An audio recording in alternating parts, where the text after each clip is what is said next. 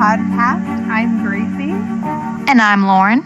And we just want to welcome you to our little fan podcast that deals with the world of Sarah J. Maas.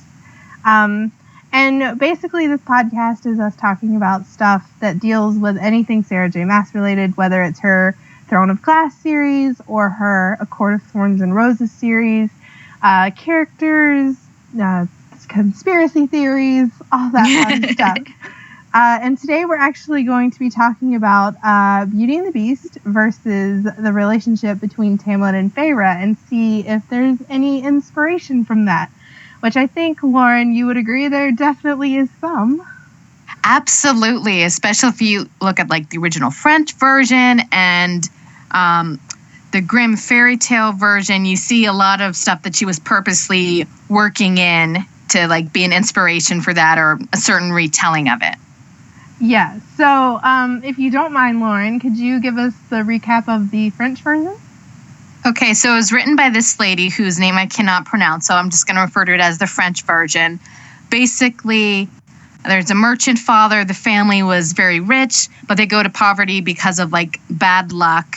The sisters have trouble adjusting to it, but Beauty, who is absolutely gorgeous and obviously the youngest sister, as is most of these fairy tales have, she's great at it. She's just peppy and happy throughout the whole thing. And through a series of unfortunate events involving her dad, she has to live with this beast. And so every night she dreams of this handsome prince that tells her not to trust appearances. And every night the beast asks for her hand in marriage and she refuses. And she's trying to like figure out this mystery. And she leaves to go back to her family for a bit. And then by the time she comes back, the beast is basically dead. And then she's like, oh, but I love you. And then whoosh. And then the speak. And then the beast is revealed to be the prince all along that she's been dreaming about. But what's really interesting is like the backstories in this that you see like taken out of a lot of the fairy tale versions has a lot of interesting Maasian ties. Yeah, exactly. Now, I did not read the French version. I had read the Grimm version when we were doing our research for this project, for this podcast. Not a project, my bad. And the Grimm version was very similar to the French version. There's 3 sisters. There's a merchant father who goes off a lot and travels, very similar to Cinderella's father, And the 2 sisters are awful, and of course they ask for, rich things like silks and stuff. And Beauty, of course, is like, well, Daddy, I just want you to bring me a rose back. And he ends up getting stranded at this palace, and he goes inside, and the servants treat him well and everything, and he sleeps there well. He doesn't have any issues. And then the next morning he wakes up and he sees this rose garden. And he's thinking of his daughter, the one that wanted just the rose. And so he goes and he cuts the rose off. And when he does, the beast shows up. And he's like, how dare you steal from me when I showed you hospitality? So now you're going to be my prisoner. And the dad was like, well, I was only doing it for my daughter, And then the beast was like, well, bring your daughter to me. And she, because it was her idea. And, that kind of thing. Mm-hmm. And so she goes to stay with him, and then she gets this magic mirror, and they fall in love through the course of it. And she finds in her magic mirror that her dad is ill. And so the beast is like, well, go back to your family for a week until your father is better and then come home. Well, she ends up not coming back in a week. And when she finally does come back, it's because she sees Beast in the mirror and he's dying. And so when she goes to him, she was like, oh, I love you, I'm so sorry. And it turns out that that's all it was needed was love. And the curse broke and he turned into a handsome prince. And the awful sisters, I think, got turned to stone in his garden. Oh, okay. That always happens at the end of every Grimm fairy tale. There's like some horrible punishment. It was either that or they got their eyes pecked out. I cannot remember. I think awful. That's in Cinderella. Cinderella is the eyes pecked out. In Beauty and the Beast, they get turned to stone. It's interesting how... Oh, sorry. Because you get it? Their heart is full of stone. Oh! Yeah. What's interesting is in all three versions, I love you basically breaks the curse. That it's that kind of simple, that's all you would need to say, and woo, curse would be broken. Although it's a lot more complicated in A Court of Thorns and Roses. Yeah, see, like, okay, here are the elements that are kind of in common. Like, we both have, in basically all three versions, two not-so-great spoiled sisters who, in A Court of Thorns and Roses and the French version of Beauty and the Beast, not adjusting to their poverty well. Mm-hmm. And not having any rich friends anymore. Like, you see Nesta and Elaine in A Court of Thorns and Roses. Like, Nesta is just, like, this uppity bitch. Yes. And she's just, like, doesn't do anything, and all the responsibility lies on Feyre. So, which is a little different from the French version, you know, because in the French version, she's just, like, all uppity and stuff. She's not, like, a servant. But Feyre actually is the one that's feeding her family and, you know, keeping her family at least somewhat, you know, they're not dying because of her. Yeah, she kind of has to Katniss it up a bit. Yeah, exactly. She's also the younger sister in A Court of Thorns and Roses. So, and Beauty is, of course, always the youngest of three sisters, except in Disney. Yes. All of a sudden, it's like, we don't need all those. Yeah, why? We have guests on. That's going to be part 2 of the podcast next week, by the way. Or next time. Not next week. Let's see. Both of them are held hostage or imprisoned because a law was broken. In Beauty and the Beast, it was the dad breaking the rule of hospitality because he stole from the host. And in A Court of Thorns and Roses, it's Feyre killing a fey being. So, she kind of thinks it's a wolf, but she's like, oh, I'll kill you anyway. Like, dude, you're killing my supper here. So, yeah. Yeah, because she's hunting a doe, and the wolf is basically that. So she's like, well, I need the doe. Oh, fetch a pelt with this. Yeah, lots of money my way. What? Yeah, so another thing that was really interesting about this is in the Beauty and the Beast versions, something spurs the girl to return of her own volition. Okay? So, like, in the French version, it was, like, her dreams, right? No, in the French version, she went there and she was supposed to be there for, like, a month or two, and she had a ring that was gonna, like, she would turn it and bring it back. But then she started to, like, have this feeling that something was wrong or that she should go back because, like, her sisters were telling her, stay, because they were really jealous that she had all this finery and wasn't, like, basically, like, in poverty. Like, well, they weren't in poverty at that point. They were basically just jealous. And so she was delayed in going back. And by the time she went back, then he was, like, near death. Like, oh, I thought you were leaving me forever. It was more like a drama king kind of thing than actual, like, something wrong with him. Well, yeah, and then, of course, in the Grimm's version, she goes back because she sees that he's sick, and she, you know, so she goes back then. Whereas in A Court of Thorns and Roses, Feyre goes back because she learns that a girl that she used the name of during... an interrogation, I guess. Yeah, was it when she met Rhysand? For the second time. Yeah. Because she originally met him at Calanmai, or however you pronounce that. Right. When she met Rhysand and she gave him the false name, he ended up having to tell Amarantha about it, and that girl got kidnapped and brought to the Feylands and was tortured and murdered and shit. But, like, she didn't know that. She just knew that the girl had been taken, and she's like, I've got to go back because I've got this really bad feeling that something awful has happened to this girl.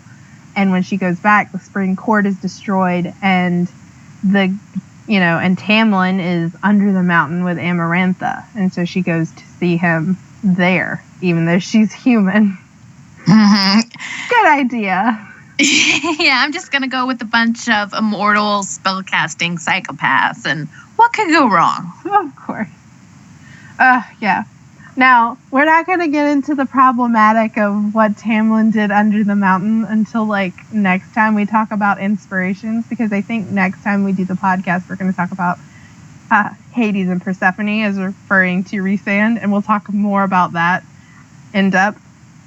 But essentially what happens is she rescues her true love, and so, I mean, you can definitely tell there is inspiration,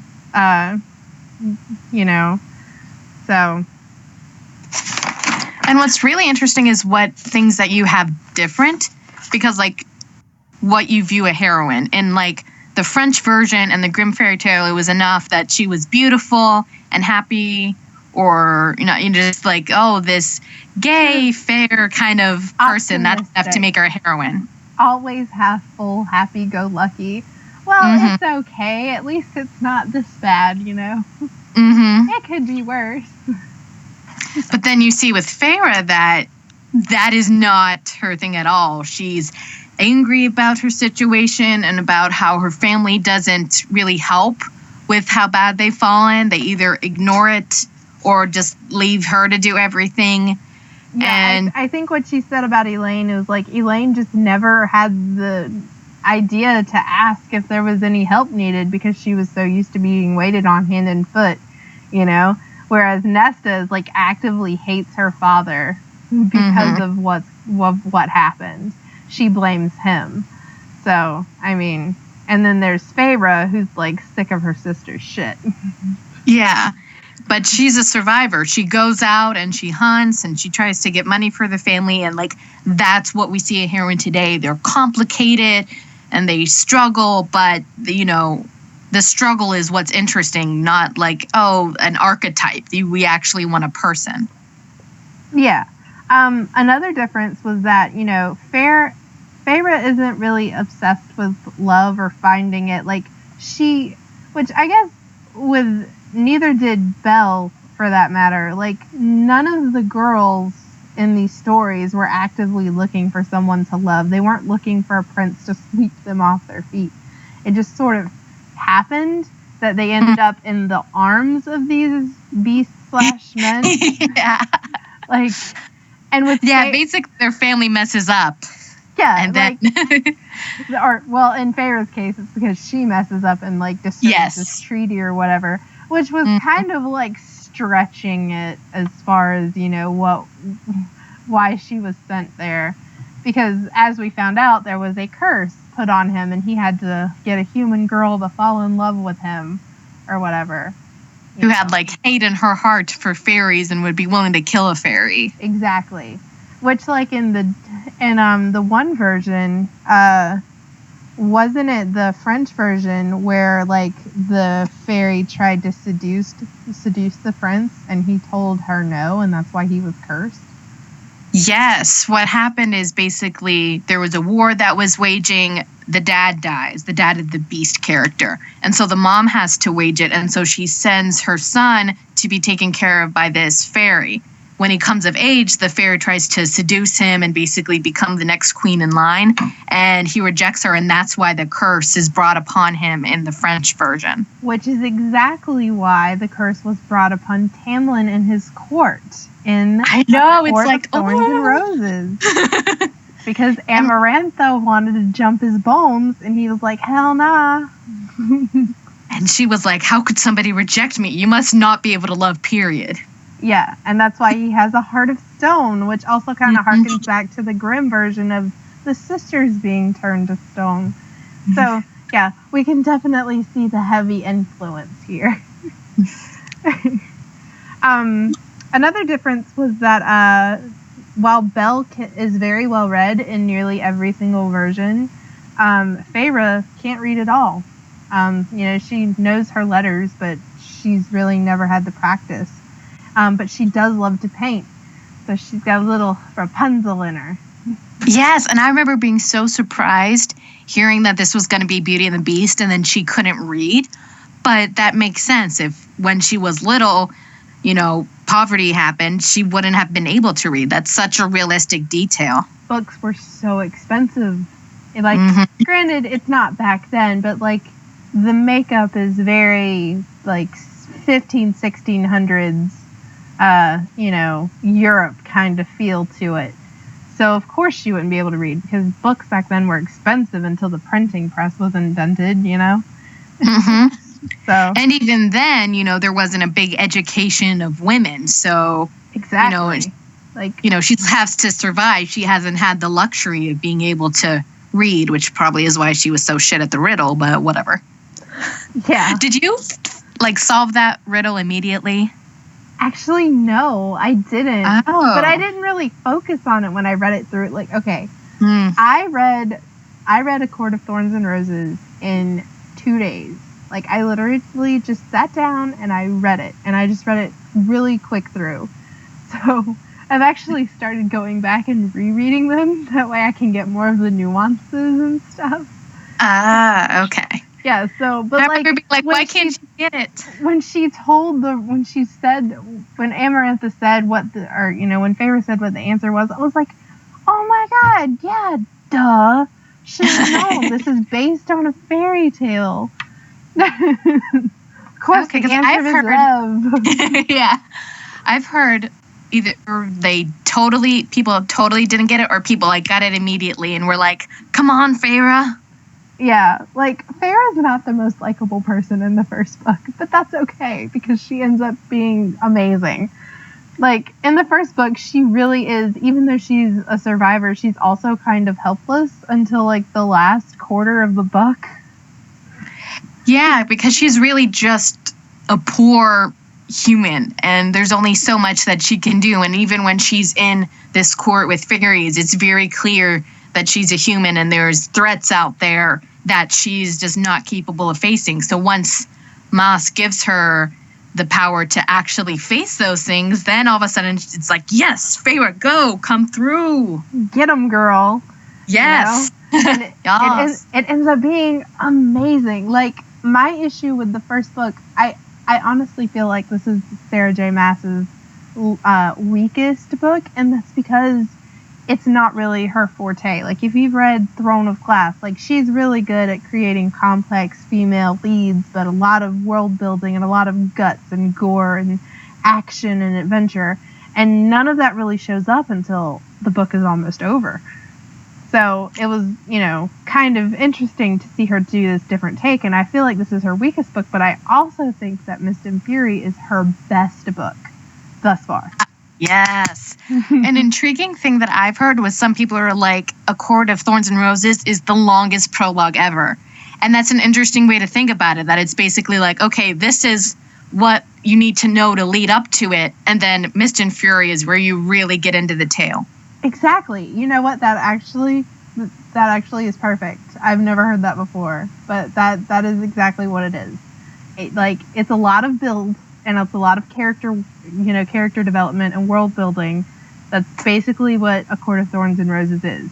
And then you get all your main characters, and you were introduced to them, and then finally, towards the end, you finally get to where Mas is just amazing with her action and all that. And that's where you get the whole huge, then it turns into amazing.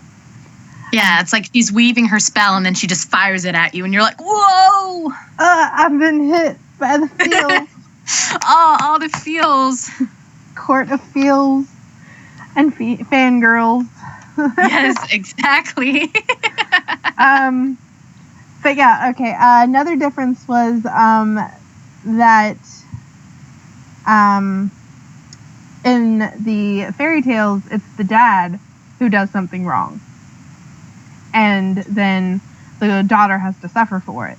Whereas here, Feyre does something wrong, quote, unquote, and so she has to be met with the punishment of it. So, yeah, because in a lot of older fairy tales, there's very family oriented. So it's like the sins of the father kind of thing coming out, and this is very individualistic, where it's like, okay, I did this thing, I have to kind of repent. Or she even says at some point that she's trying to atone kind of for killing the wolf / Andres, whatever his name was. It's not important. Let's face it, he's only talked about in the bit in the beginning, and then we kind of forget about it. Oh yeah. I mean, nobody's going to be shipping him with anybody. No. He's not important at all. Well, he's like basically a plot point, not really so much a character in that sense. Like he's important more as like a catalyst, not as like an individual person. Exactly. Another difference was that magical nature of the castle dwellers was different. Like it's invisible magic in the French version because Beauty never sees any of the servants or the courtiers. And in Disney, of course, they're all enchanted objects that are, surprisingly like their name. I actually listened to a Cracked podcast where they were talking about how villains were actually the heroes in some of those Disney movies. And they said, think about it. Like, how is it that all of Beast's servants turned into objects that they actually were? Like Mrs. Potts is a teapot, and Lumiere is a light, and Cogsworth is a clock. Like, it was just meant to be. Maybe, like, their whole thing was maybe the Beast was such an asshole that he named them what they turned into, and they forgot their human names. Oh, gosh, that's so funny. You like that? I was like, that is the coolest thing ever. I was like, that's what I'm going with. But, like, then they say, Beast doesn't really learn his lesson in the Disney movie. Like, in the Disney movie, he's supposed to learn that you shouldn't judge people by their looks.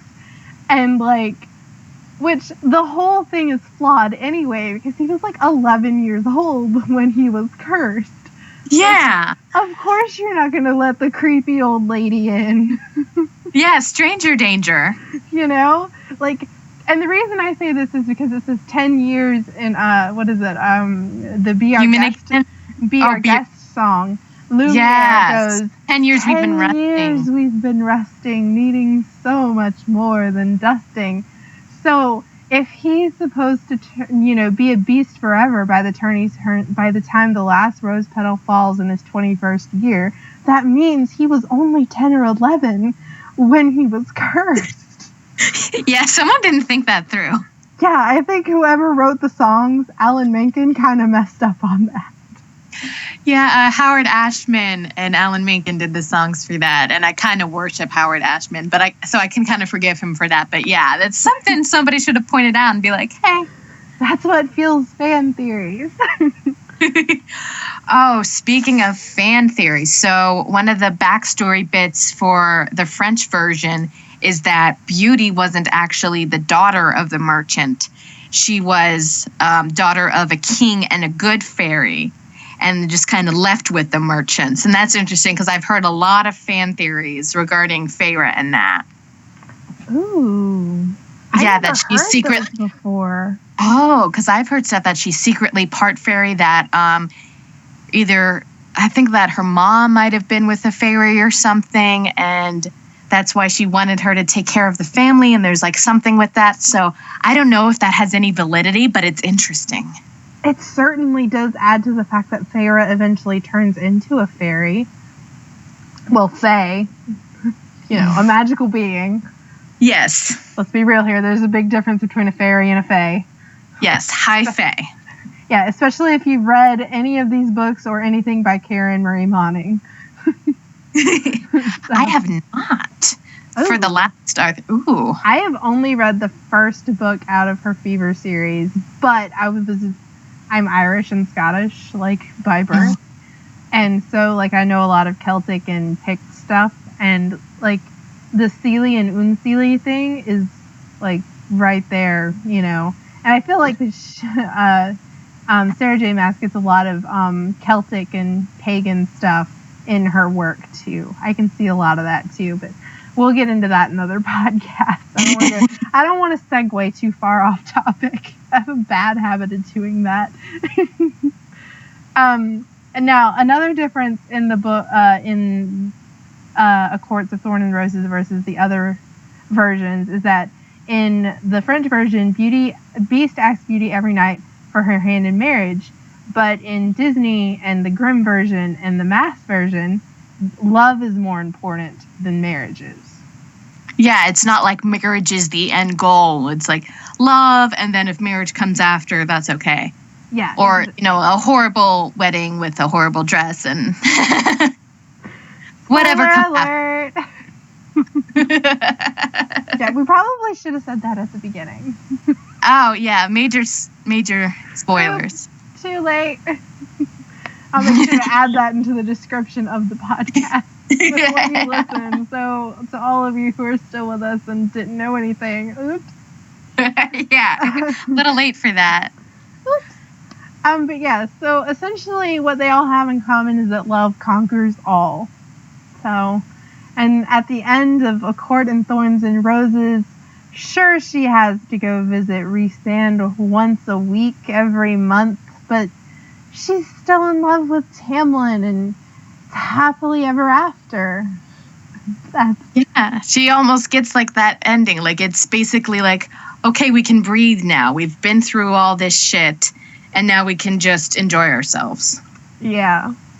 I will say one of the best things I think I like about A Court of Thorns and Roses is that, or any book actually by Mass, is that she doesn't shy away from younger women having a sexuality. Like, Feyre is not some blushing maiden, like she's been in a relationship with a guy besides Tamlin. So yeah, and it wasn't like she was in love with him. It was just kind of something she needed to survive, and she needed like relief, a little moment of just stress relief essentially. But like that's unheard of, especially in young adult novels, like or in fairy tales and stuff like that. Like a lot of fairy tales can be traced back to female sexuality, and like no, don't do that because something happens. Yeah, like don't let the guy who's pulling up your hair get with you, because then you'll find yourself with twins running around a swamp and he's blinded. But or don't talk to strange guys in the woods because they might end up killing you and your grandma.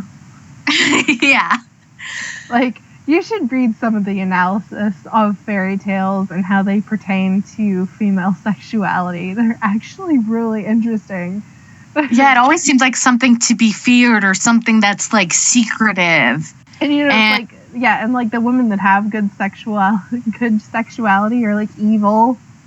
Yeah, they're always the evil witches. Exactly. Or like if they're married, like a lot of the times married women in fairy tales are awful.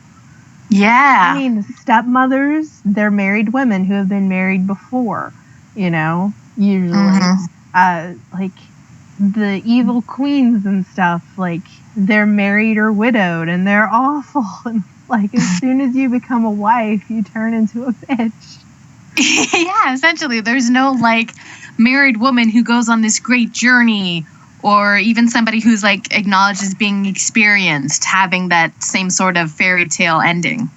Yeah. But yeah, that's essentially what we, kind of segue back on topic here. But yeah, so essentially this was why we pretty much confirmed that Beauty and the Beast had a lot to do with A Court of Thorns and Roses.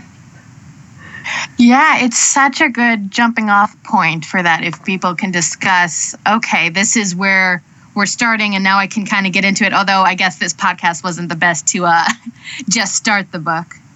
Yeah. I will say you will enjoy it. Even though it's her weakest book, it's still a really great written book, Like, I don't think we've ever...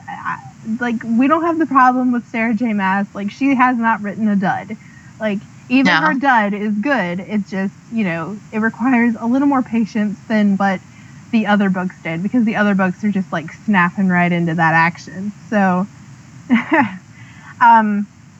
But yeah, I think our next podcast is going to be on Hades and Persephone and what that has to do with Rhysand and Feyre's relationship in A Court of Mist and Fury.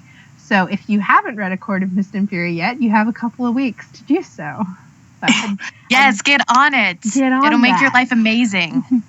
Yeah, so if you've only read A Court of Thorns and Roses, I would highly recommend going to your library or buying it. It will not take you that long to read, I promise you. I finished it in like 2 or 3 days. Yeah, pawn it off a friend. I'm sure somewhere in your circle there's somebody who's like, yes. Yes. So until then, we are going to let you guys go. But first, we will share links. If you want to contact us, we have a Gmail. So you can contact us at sarahjmassbands@gmail.com. That's all one word. And then we also have a Facebook page, www.facebook.com/sarahjmassbands.